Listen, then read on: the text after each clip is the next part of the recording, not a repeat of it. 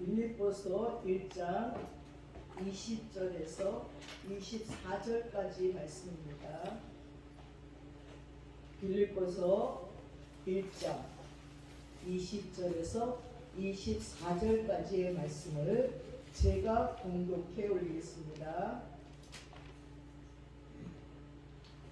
나의 간절한 기대와 소망을 따라 아무 일에든지 부끄러워하지 아니하고 지금도 전과 같이 온전히 담대하여 살든지 죽든지 내 몸에서 그리스도가 존귀하게 되게 하려 하나니 이는 내가 사는 것이 그리스도니 죽는 것도 유익함이라. 그러나 만일 육신으로 사는 이것이 내 일의 열매일진데 무엇을 택해야 하는지 나는 알지 못하노라. 내가 그 둘 사이에 끼었으니 차라리 세상을 떠나서 그리스도와 함께 있는 것이 훨씬 더 좋은 일이라 그렇게 하고 싶으나 내가 육신으로 있는 것이 너희를 위해서 더 유익하리라. 아멘.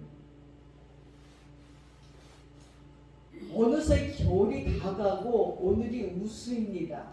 우수는 뭐냐면 눈이 녹아서 비가 된다는 말입니다. 그래서 우수 경첩에는 얼었던 대동강물이 풀린다는 속담도 있습니다. 그래서 이제 봄 기운이 돋고 또한 초목에 싹이 틔웁니다.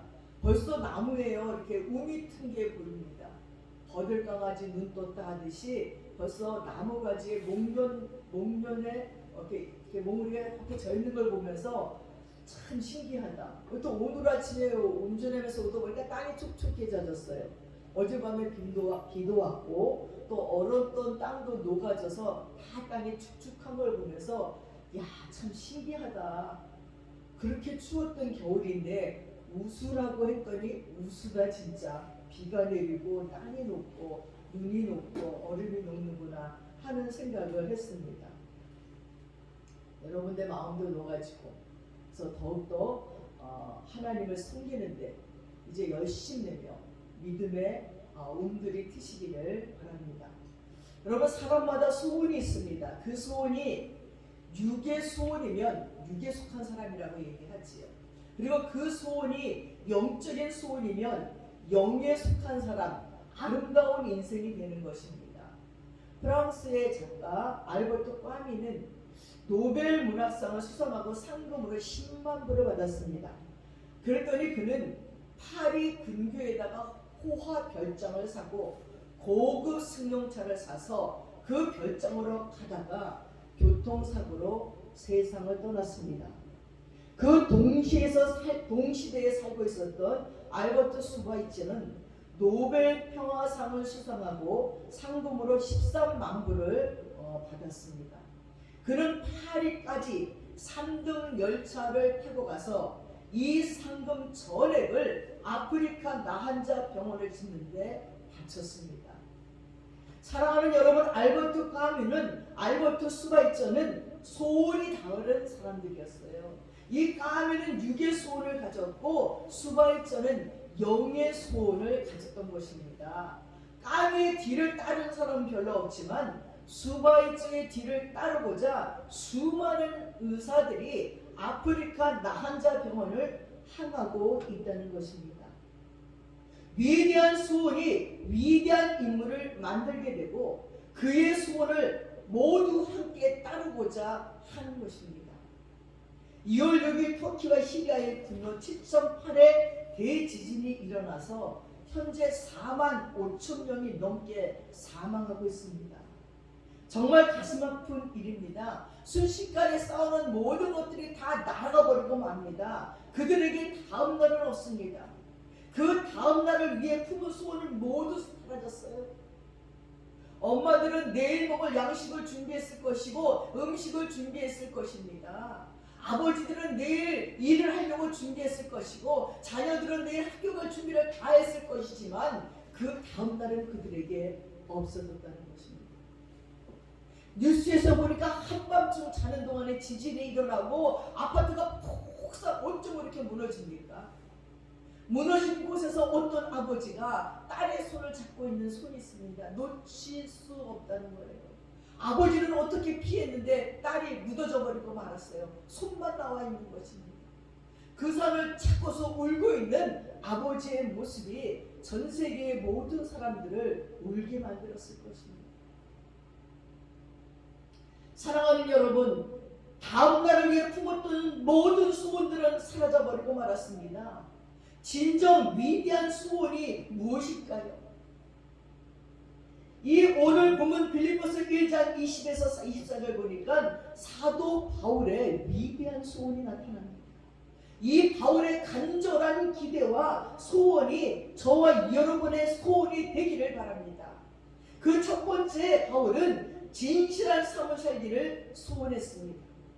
본문 빌립보서 1장 20절에 보니까 나의 간절한 기대와 소망을 따라 아무 일에든지 부끄럽지 아니하고 오직 전과 같이 이제도 온전히 담대하여 살든지 죽든지 내 몸에서 그리스도가 존귀되게 하려 하나니라고 했습니다.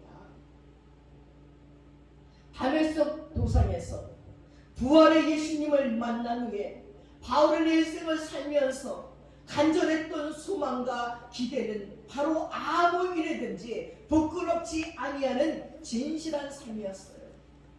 세상에서 이름을 남기는 삶, 세상에서 영광스럽고 존귀하게 되는 삶이 아니라 사도 바울은 언제나 내 인생이 끝나는 날 나는 그리스도의 심판대 앞에 선다는 의식을 가지고 그날 하나님 앞에 부끄러움이 없는 삶을 살려고 몸부림을 쳤다는 것입니다. 성도로서 부끄러움이 없는 삶을 살려고 몸부림 쳤다는 거예요. 그래서 사도 바울은 사도행전 23장 1절에 이렇게 말했습니다. 여러분 형제들아, 오늘까지 내가 범사에 양심을 따라 하나님을 섬겼노라고 말했습니다. 양심을 따라 사는 삶, 내 양심이 부끄럽지 않는 삶, 이거보다 더 중요한 삶이 어디 있겠습니까?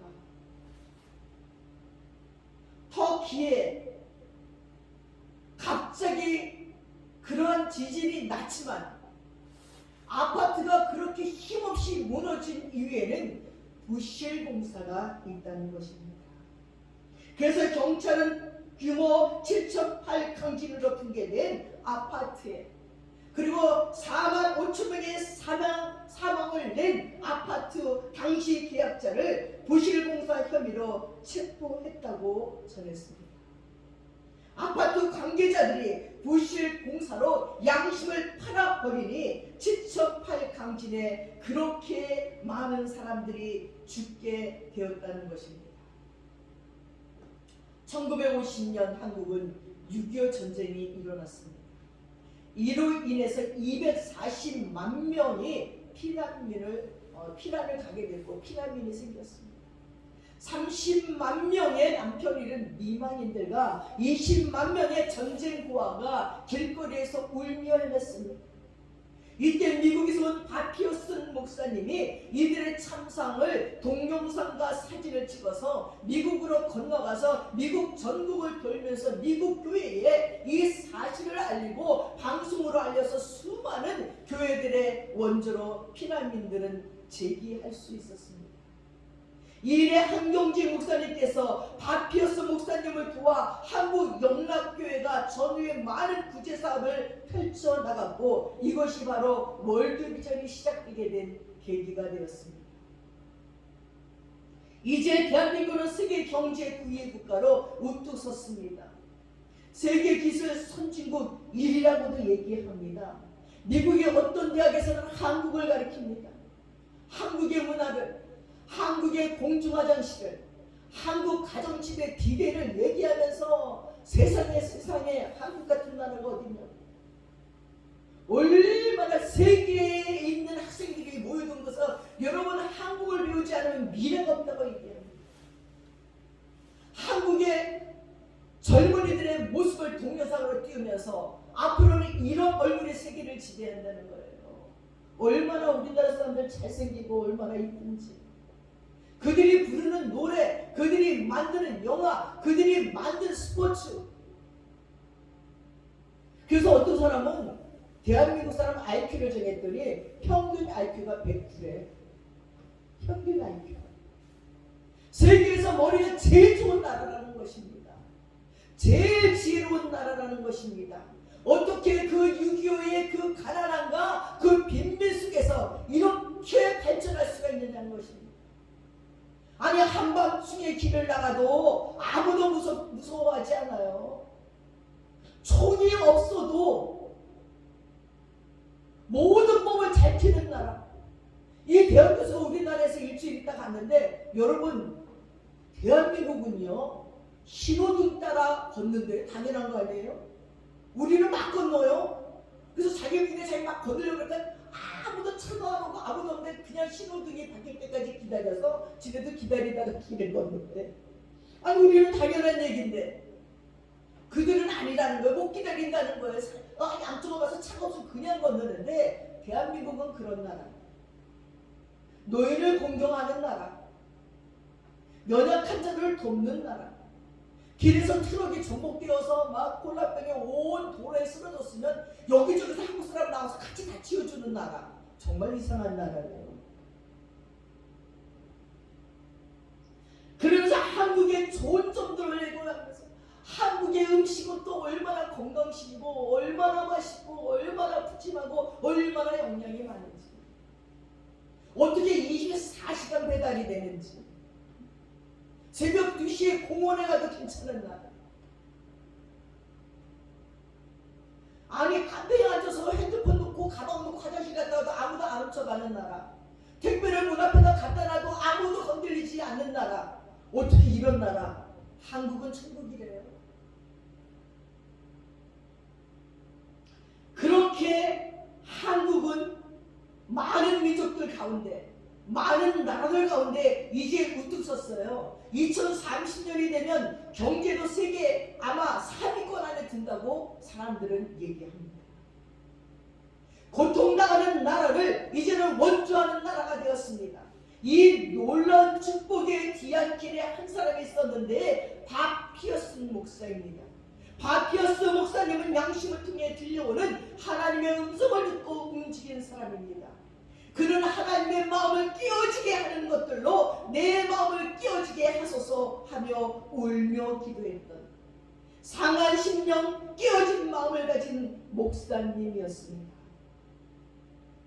전쟁으로부터 부모 잃은 고아들이 길거리에 주저앉아 우는 모습에서 저 아이를 살려라는 양심을 통해 들려오는 주님의 음성을 외면하지 않았습니다. 눈보라치는 길거리를 헤매는 난민들의 굶주림의 모습을 보고 남편 잃고 헤매는 미망인들을 바라보며 저들을 향해 울고 계시는 주님의 눈물을 외면하지 않았다는 것입니다. 저들을 위로하라는 양심을 통해 들려오는 주님의 음성을 외면하지 않았던 것입니다.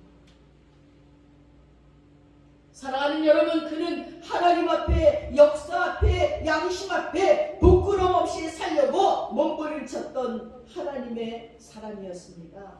하나님은 그를 통해 무너져가던 한국을 다시 일으키는 데 쓰셨습니다.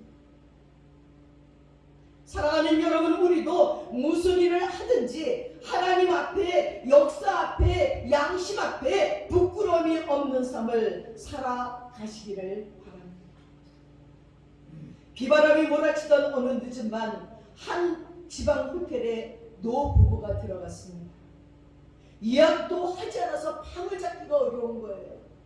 밖은 비가 너무나 많이 쏟아졌고 시간은 이미 새벽 1시가 넘어 있었습니다. 사정이 딱해 보였던 노부부에게 직원이 말합니다. 객실은 없지만 폭우가 이렇게 내리니 차마 나가라고 말할 수가 없네요. 괜찮으시다면 누추하지만 제 방에서 주무시겠습니까? 그러면서 직원은 기꺼이 자신의 방을 그 노부부에게 제공했습니다. 직원의 방에서 하룻밤을 묵고 아침을 맞이한 노인이 말합니다. 어제 너무 피곤했는데 덕분에 잘 묵고 갑니다. 당신이야말로 제일 좋은 호텔의 사장이 되어야 될 분이네요. 언젠가 제가 집으로 초대하면 꼭 응해주세요 하고 말하고 떠났습니다. 2년 후 그 호텔 직원에게 한 통의 편지와 함께 뉴욕행 비행기표가 배달됐습니다.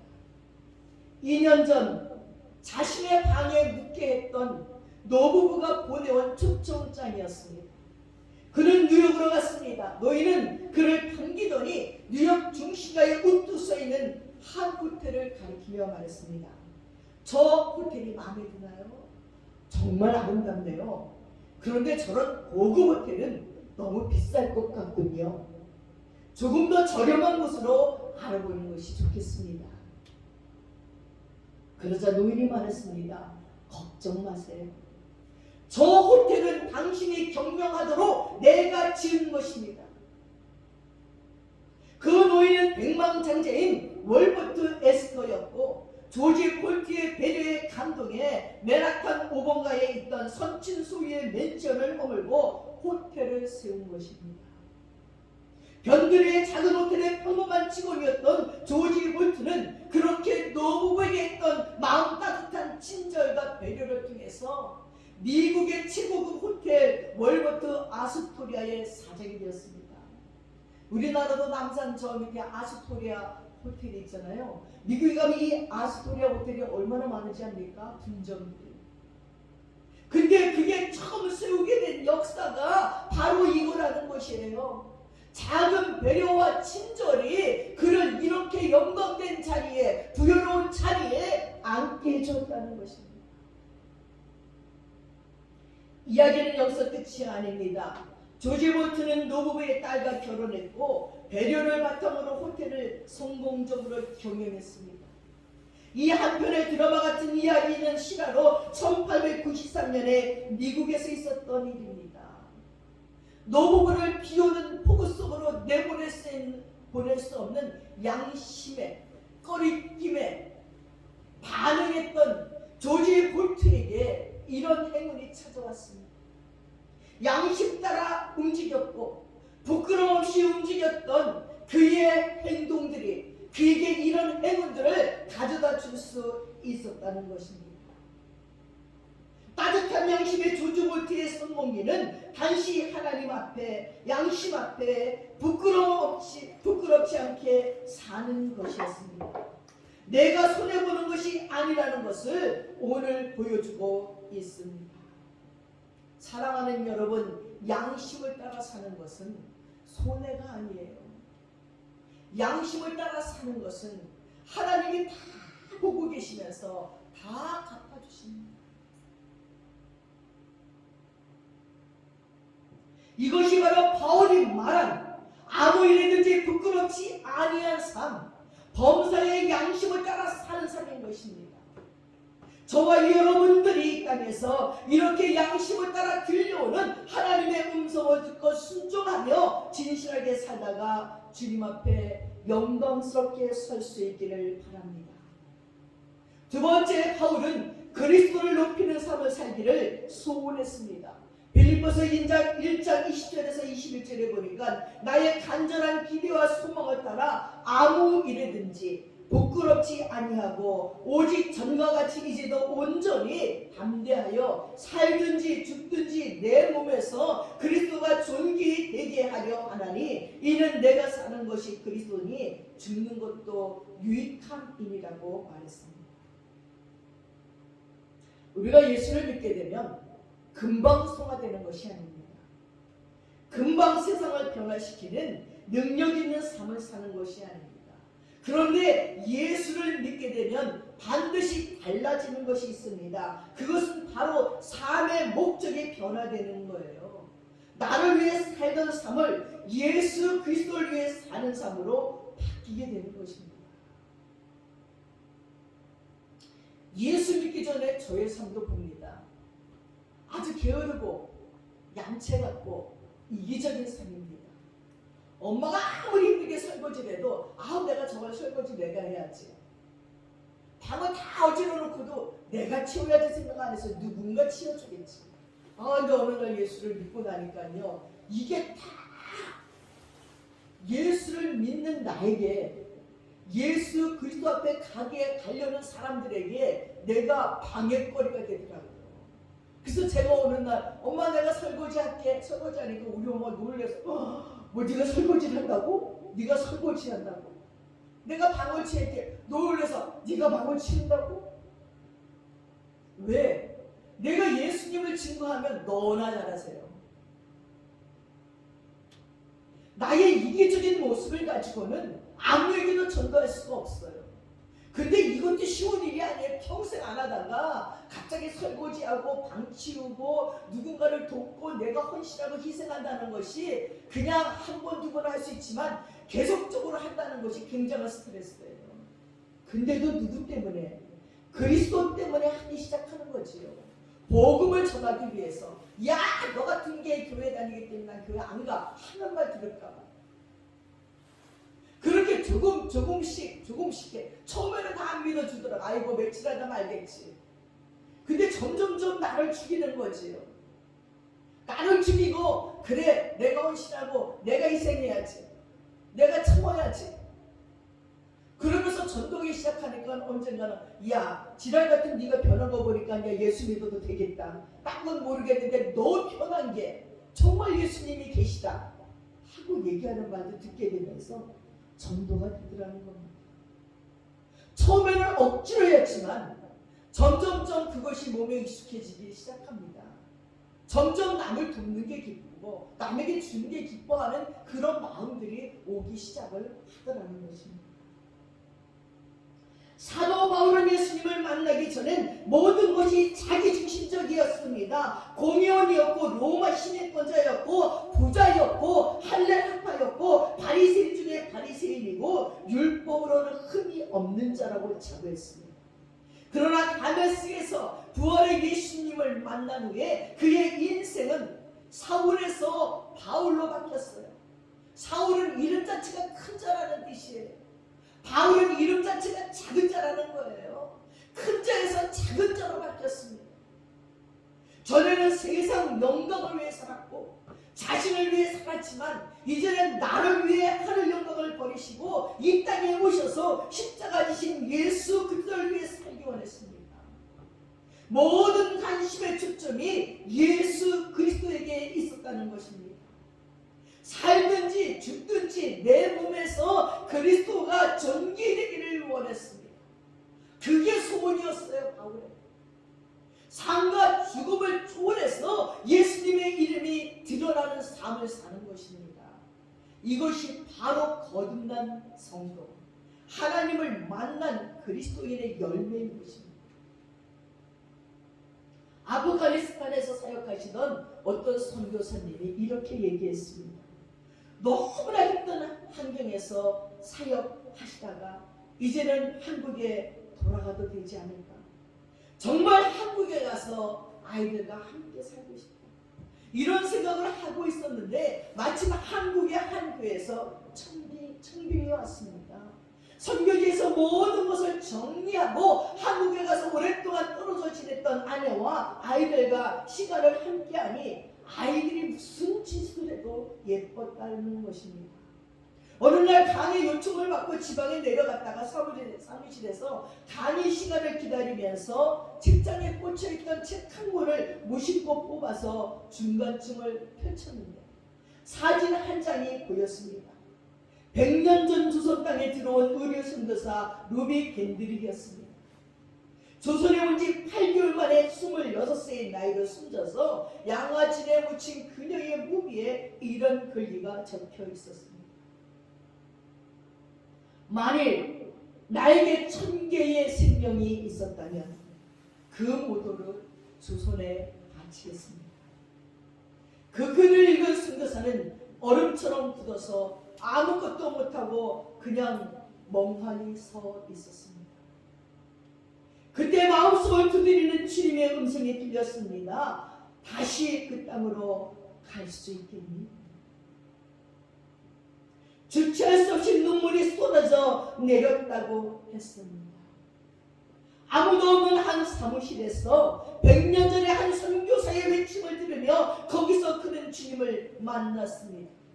그리고 사역하던 교회를 사임하고 아이와 아내를 두고 피비린내 나는 전쟁이 진행 중인 아프가니스탄으로 향하는 비행기에 몸을 실었습니다. 이것이 바로 주님의 음성을 들은 사명자의 모습인 것입니다. 전에와 같이 이제는 온전히 담대하여 살든지 죽든지 내 몸에서 그리스도가 존귀되게 하려 하나니 이는 내가 사는 것이 것이 그리스도인이 죽는 것도 유익함입니다. 그리스도인들에겐 삶과 죽음을 초월해서 해야 할 일이 있습니다. 그것은 살든지 죽든지 내 몸에서 그리스도가 존귀되는 것입니다.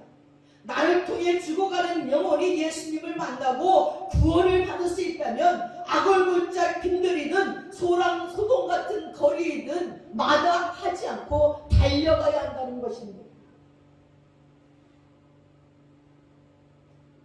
제가 전에 중국에 갔을 적에 로드 선교사님이 사역하는 교회에 갔었습니다. 네, 거기에 태국자 남자 한 분이 나를 따로 부르는 거예요. 예배를 드리고 예배를 열심히 드렸어요. 설교도 막 2-3시간 하는 겁니다. 근데 이분이 나를 부르더니 부탁이 있습니다. 제가 중국에 있는 증을 만들어야 되는데 돈이 얼마 필요하대요. 근데 저희들은 여행 중이고 학생들을 데리고 여행 중이라서 돈이 별로 없었어요. 뭐 현찰도 없어요.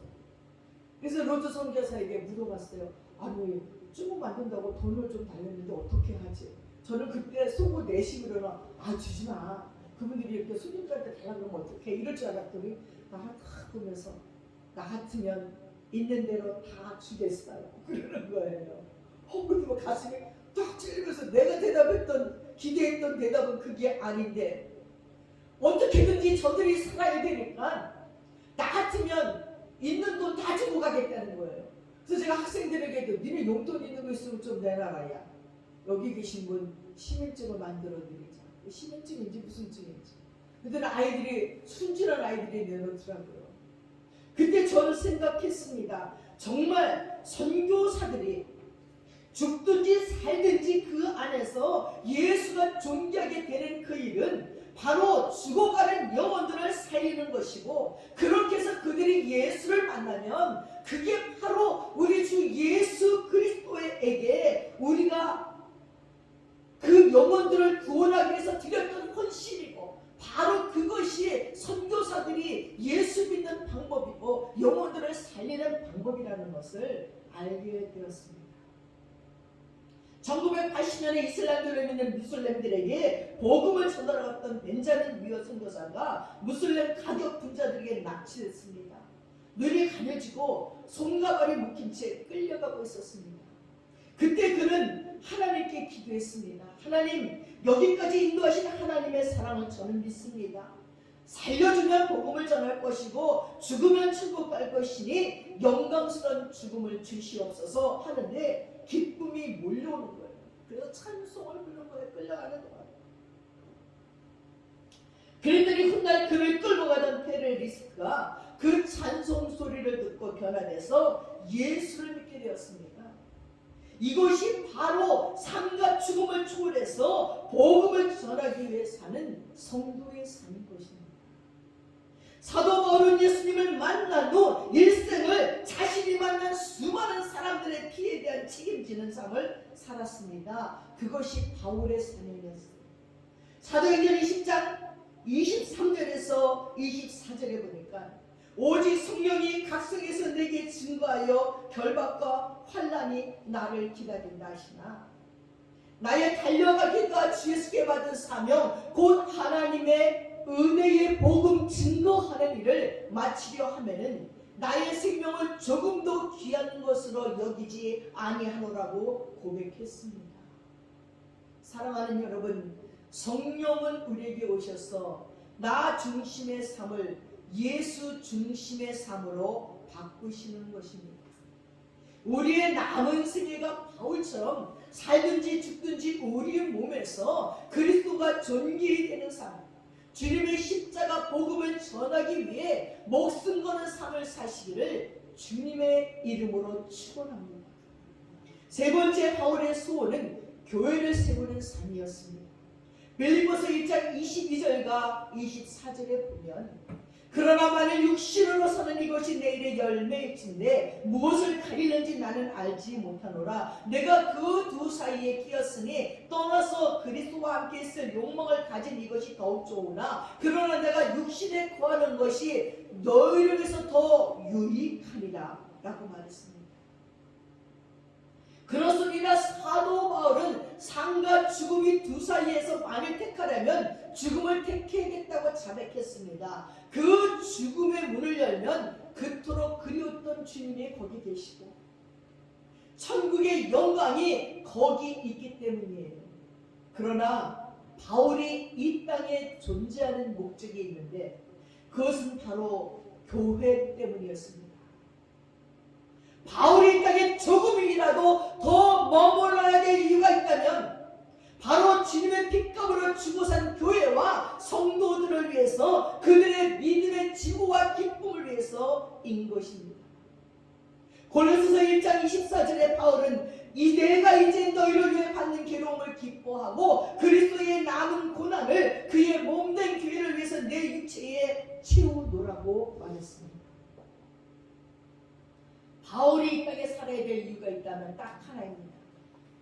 그리스도의 남은 고난을 그의 몸된 교회를 위해서 자기 육체를 채우기 위함입니다. 그래서 바울이 교회를 세우고 주님께서 세운 교회를 위해 고난받고 희생하는 것을 특권으로 여겼어요. 로마서 8장 17절 18절에 자녀이면 또한 후사 곧 하나님의 후사요 그리스도와 함께한 후사니 우리가 그와 함께 영광을 받기 위하여 고난도 함께 받아야 할 것입니다. 생각한데 현재의 고난은 장차 우리에게 나타날 영광과 좋게 비교할 수 없도다 라고 했습니다. 주님을 위한 고난에 동참할 수 있는 것, 주님의 몸된 교회를 위해 일할 수 있는 것은 성도의 최고로 영광스러운 특권입니다. 이 사실을 깨닫게 해주시는 분이 바로 성령님이십니다. 영국의 수도 런던에 캔터베리 교회가 있습니다. 거기 니콜라이 집사님이 계셨는데 17살에 거기 사찰 집사가 됐어요. 그래서 교회를 청소하고 예배 시간에 맞춰서 종을 치는 일을 했습니다. 그에게는 두 아들이 있었는데 모두 잘 자라서 교수가 됐습니다. 그래서 두 아들이 아버지 이젠 저희들이 편히 모실 테니까 힘든 교회 사찰일을 그만두세요 하고 간곡히 부탁했습니다. 그러자 니콜라이 집사님은 아니 이 일을 그만두라고 아니야 이 일은 주님께서 내게 주신 영광스러운 사명이고 이 일이 내게 특권이된다 하면서 76세까지 사찰의 사명을 감당하시다가 노안으로 자리에 누워서 임종을 맞이하게 되었습니다. 그러다가 예배 시간이 다가오자 니콜라이 집사님은 죽으림을 해에 일어나서 종이 있는 곳으로 가서 종을 치다가 종줄에 매달려 숨을 거뒀습니다. 정말 죽기까지 충성을 다했습니다. 이 사실을 한 엘리자벳 여왕이 감동을 받아서 니콜라이 집사님을 위해 황실의 묘지를 내어주었습니다.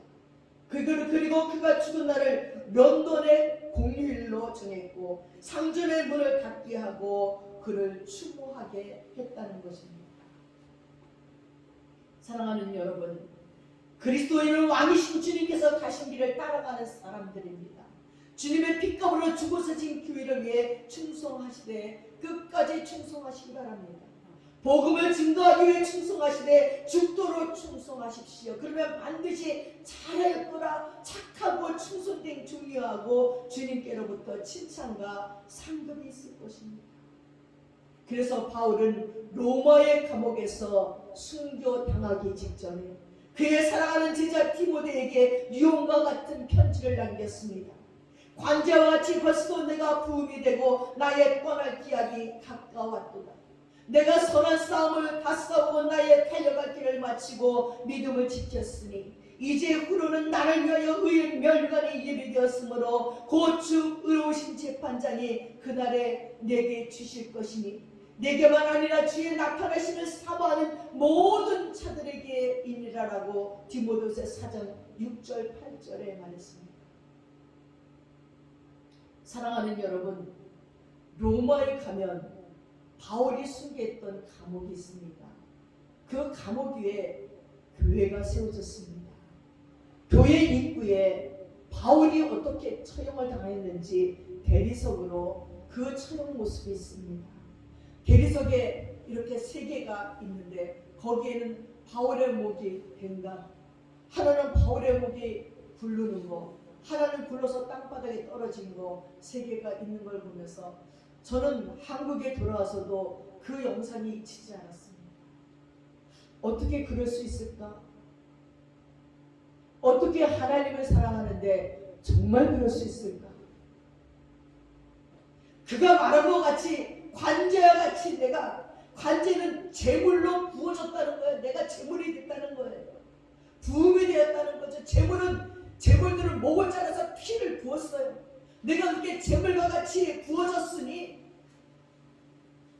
이제 내가 이렇게 부어졌으니 내가 이제 세상을 떠날 때가 됐다는 거예요. 이제 죽을 때가 됐다는 거예요.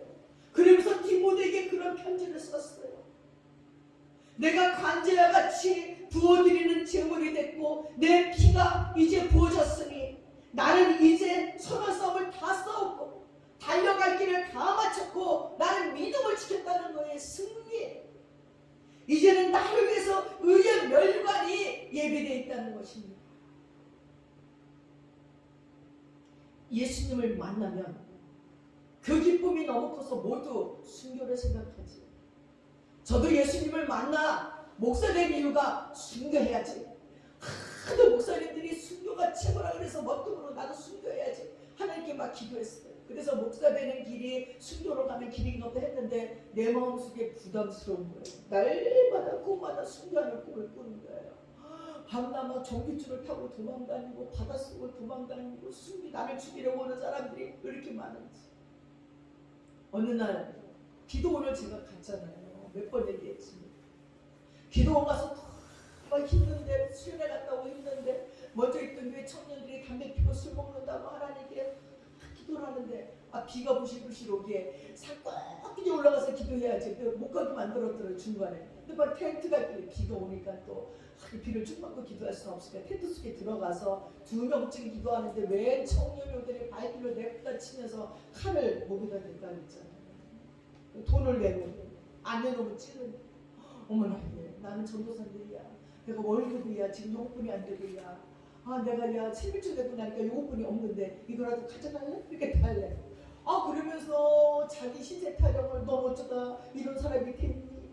우리 아버지가 우리 엄마를 버려가지고 우리 엄마가 보따리 장사하다가 어떤 집에 시집을 갔는데 그 집 아들은 잘 되고 나는 구박해갖고 되는 게 없고 약이 올라서 외롭고 그래서 교회 갔더니 교회에서도 나를 구박을 하고 그래서 나는 마귀에게 내 영혼을 팔아서 잘된 자들을 다 죽이려고 작정을 했다는 거예요. 내야 그러고는 안 돼. 마귀에게 영혼을 팔면 안 되고 나를 막 배를 훅 부러쳐서 때리고 그래서 죽이려면 그때 손톱을 또 내놓으래. 손가락 하나하나 자르겠대. 나는 전도사인데야 이러지 말고 그냥 죽이려면 확 죽여. 그럼 나는 천국 가고 너는 지옥 갔잖아. 자기가 덜덜덜 떨어. 근데 나중에는 이러고 있을 일이 아니라서 내가 발길을 꽉 차면서 이게 어디 하나님의 종한테 그 소리를 버럭 질렀더니 뒤로 나무 동그라지더니 그럼요 전도사님 내가 갈 테니까 소리 지르지 마세요. 전도사님은 진짜 전도사님 예수 믿는 사람 같아요. 그리고 청년들을 사랑해 주세요. 청년들을 사랑해 주지 않으면 나 같은 자가 나와요. 그리고 그냥 가실 거예요. 무서워 죽겠는데 그냥 가야지. 무섭지도 않아서 하나도 안 무섭더라고요. 그럼 자기를 위해서 기도를 좀 해달라고. 저를 위해서 기도해 주시고 가세요. 저를 위해서 한 달만 기도해 주세요. 아직도 뭐 이런 강도가 있나. 무슨 이름도 가르쳐주고. 그리고 아까 내가 28이라고 그랬는데 거짓말이에요. 지금 뭐 23살이래나 4살이래나. 알았어. 기도해 줄 테니까 빨리 가라고. 전도사님은 진짜 예수 믿는 사람 같아요.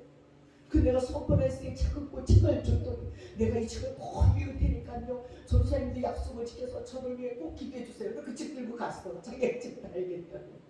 예수 믿었을까요? 안 믿었을까요? 전 믿었으리라 생각합니다. 그 기도원에서 청년들에서 기도했더니 정말 기도가 필요한 청년을 보내줬다고 생각합니다.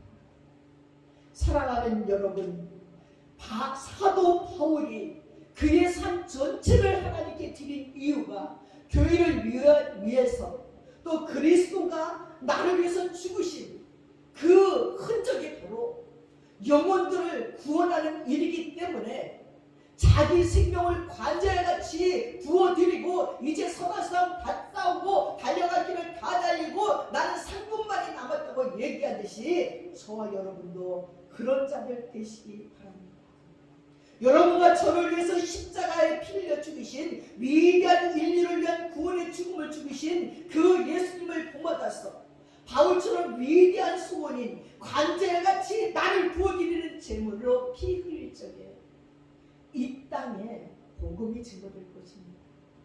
이 삭막한 땅에 개인주의, 이기적이, 좌파, 우파 난리난 이 땅에 정말로 바울같이 나를 관제로 들여서 부어드리는 자가 있다면 이 분쟁들이, 이 불화들이, 분리들이 하나 되지 않을까 생각합니다. 사랑하는 여러분들, 위대한 소원을 바울처럼 가지시는 여러분 되시기를 축원합니다. 기도하겠습니다. 사랑하는 아버지 하나님, 하나님께 제물로 드려진 간제와 같이 나를 부어드리는 제물 됐다고 얘기하는 바울처럼 아버지 선한 싸움 다 싸웠다고 고백하며 달려갈 길을 다 마쳤다고 고백하고 믿음을 지켰다고 말하는 바울처럼 그래서 이제는 의의 멸관이 마련되어 있다고 의의 멸관을 기다리는 바울처럼 우리도 이 땅 살면서 그렇게 살게 해주십시오. 양심이 부끄럽지 않은 자들이 되게 하여 주시옵소서. 정말 아버지 우리를 통하여 교회가 세워지고 우리를 통해서 영혼이 구원받는 일에 아버지 하나님 온 힘을 다 기울여서 아버지 헌신할 수 있는 하나님의 사람들 되게 하셔서 마지막 날 바울처럼 순교하며 그렇게 아버지 제자들에게 아버지 자기의 살아온 삶을 당당하게 말할 수 있는 그런 바울 같은 자들 되도록 도와주시옵소서. 감사드리며 예수님의 이름 받들어 기도드렸사옵나이다. 아멘. 함께 자리에서 일어나셔서 488장 찬양하겠습니다.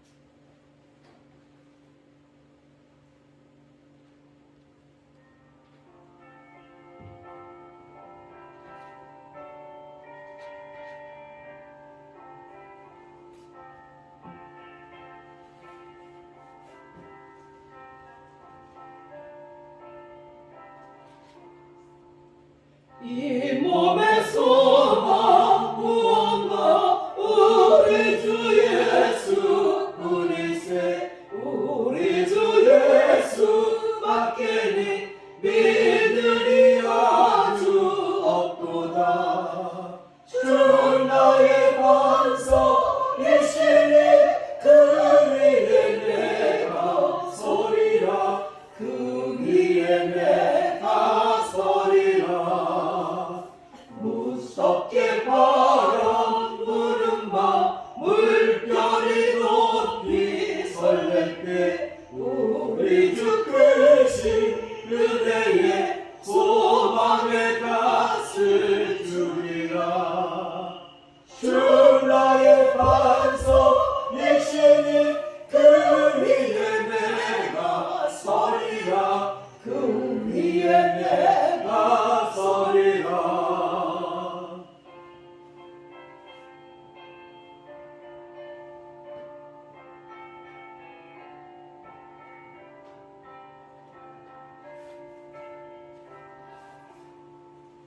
세상에 믿던 모든 것 끊어질 그날 헤어도 그 주의 언약 미사와 내 소망 거두리라. 주 나의 반석이시니 그 위에 내가 서리라 그 위에 내가 서리라. 바라던 천국 올라가 하나님 앞에 배울 때 그 주의 일을 힘입어 어여시 바로 서리라. 주 나의 반석이시니 그 위에 내가 서리라 그 이에 내가 서리라.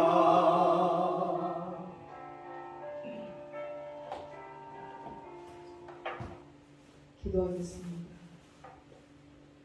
지금은 우리 주 예수 그리스도의 한없는 은혜와 우리 아버지 하나님의 풍성한 사랑과 성령님의 감동 감화하시고 축복하시고 교통하시니 이제 바울처럼 위대한 소원을 품기로 마음에 작정하는 믿음의 권속들 머리 위에 이제부터 영원까지 함께 하시옵기를 간절히 축원드려옵나이다. 아멘.